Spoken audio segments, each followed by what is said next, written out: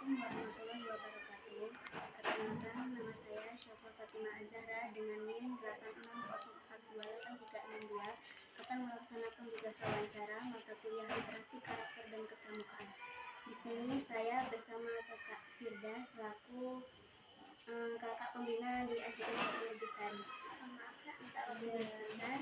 Mau menanyakan beberapa pertanyaan. Yang pertama tentang struktur organisasi kepramukaan di SDN 1 ini. Bagaimana struktur organisasi kepengurusan pramuka di SDN 1 Negeri ini? Kalau struktur di sekolah kami tetap yang paling atas itu kamar bibis ya, kepala sekolah yang bertanggung jawab pada segala kepengurusan itu kepala sekolah kamar bibis. Terus kemudian pembina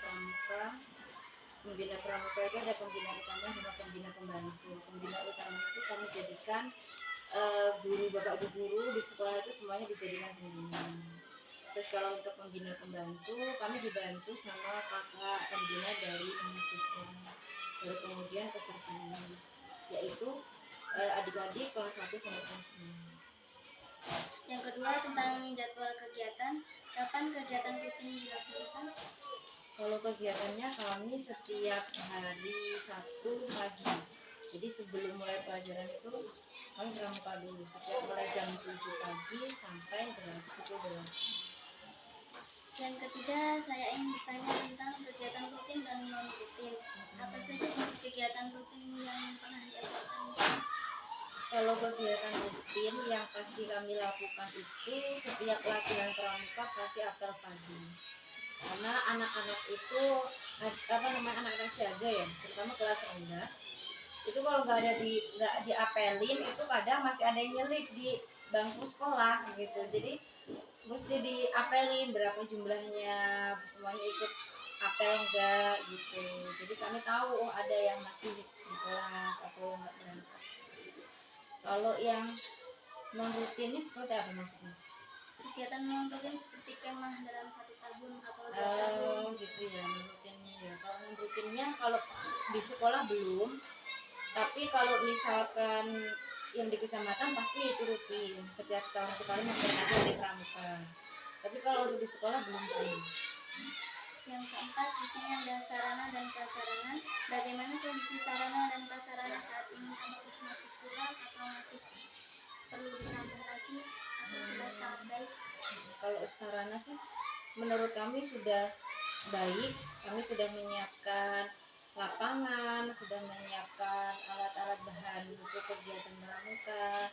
Hanya mungkin beberapa alat pendukung seperti misalkan bambu itu ya. Kadang kami juga ingin melatih ketertiban siswa gitu ya. Keterampilan siswa kami memang sengaja meminta siswa untuk membawa gitu. Tapi kalau untuk nali sandang dan sebagainya seperti tongkat, kompas itu kami sudah menyediakan.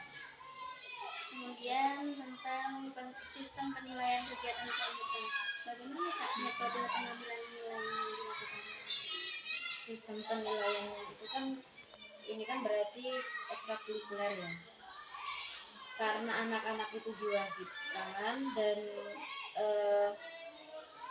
kami ini anggap kompetensinya itu yang penting anak ikut aktif itu berarti nilainya sudah bagus gitu. Jadi untuk kami paling tertinggi itu dapat nilai A. Tapi yang A itu khusus anak-anak yang memang dapat penghargaan di luar sekolah, misalkan kegiatan kemah dan lain sebagainya. Tapi selain itu, jika memang anak-anak semua mungkin ada yang kurang aktif, ada yang aktif dalam artian sama-sama mengikuti nih. Tapi sama-sama ikut, cuma ada yang ada ya anak yang pengetahuannya bagus, ada yang mungkin kurang. Nah itu tetap kami samakan gitu. Ambang batasnya tetap kami samakan dapat nilai. Kemudian prestasi yang diraih, apa saja prestasi yang pernah diraih di SDN 1 Besar ini? Kalau prestasi karena kami baru mengikuti kemah di kecamatan, ya cukup itu aja di perlombaan di perkemahan itu. Misalkan kayak kemarin pioneering juara 2, terus kebersihan tenda juara 1. Kayaknya itu kemarin.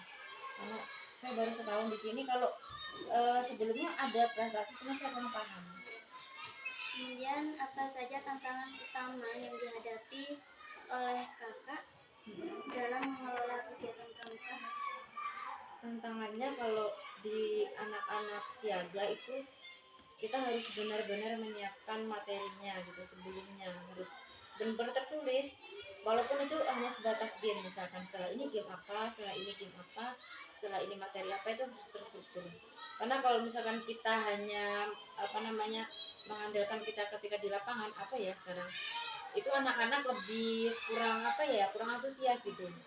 Ada yang bubar kayak gitu, ada yang sudah lepas dari barisannya, ada yang ke kelas. Kita harus cepat mengambil tindakan gitu. Jadi kita mau nggak mau harus siap kalau disiaga gitu. Habis ini nyanyi apa ya gitu, anak-anak cepet kan gitu.